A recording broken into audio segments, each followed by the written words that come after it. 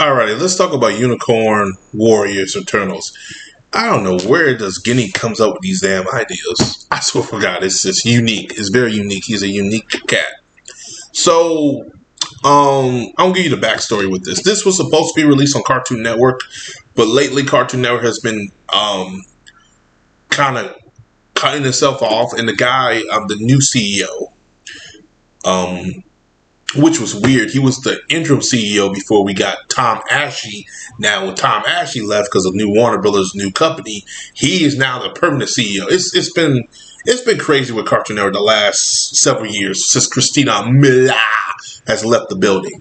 But it seemed like they're trying to make Adult Swim a little bit more action, more for young adults, and where Tom Ashley was trying to get everybody, and I actually appreciate what he was trying to do, but we're in a different time now. I think Cartoon Network's trying to not try to go for that Nickelodeon, Nick Jr. type of shit. And again, they're late in the game anyway. They probably saw there was no writing on the wall with cartoon, whatever they were doing. Anyway, Genndy Tartakovsky worked on this. Said this is because see the Unicorn Warriors in earlier days of Cartoon Network Studio. The series took almost 20 years to get made. 20 fucking years. Now, mind you, Dexter's Laboratory is semi-checked, and I believe Primal was less of that. I could be wrong. Tartakovsky pitching it to various studios with little to no success. So, yeah. Eventually, it was picked up by Cartoon Network and HBO Max. Of course it was, because you did Samurai Jack. This is Jack. And 2017, when Jack came back, was a hit. They were bringing the best ratings on Saturday. They were beating out Teen Titans Go on the weekdays. I promise you, go back to that. That's when Cartoon Network was doing well. And Christina dumbass Miller didn't know, like, oh, people like this. No shit, you stupid asshole. Anyway, I don't want to talk about this. So anyway, it's about these Unicorn Warriors. So pretty much, I can give you the synopsis of it right now. There are 4 warriors, and they all are incarnations. So each incarnation is from a different point in time frame of the world. Like, let's say one's in the 1900s, then one's in the 1950s. Then they're all different incarnations, and they are like past lives. So very much, this is the Avatar. Finally, Cartoon Network has their own version of the Avatar. The Masters of 4 Elements, but there's no Masters of 4 Elements. The Master of Magical supernatural elements, and yeah, that's pretty much what it is. And yeah, so we got Emma.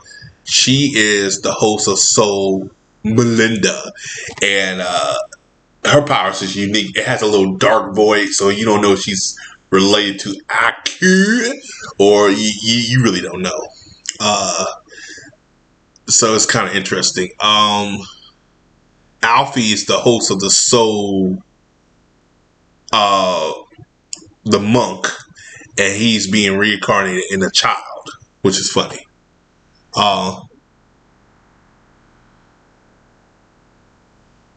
Dimitri is the soul of, I think, Edrin.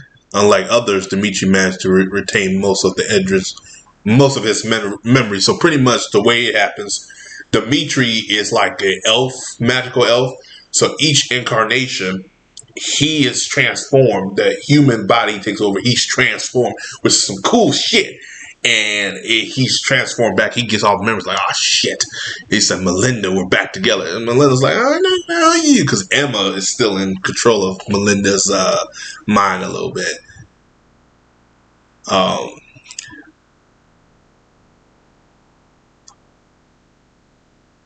So, yeah. From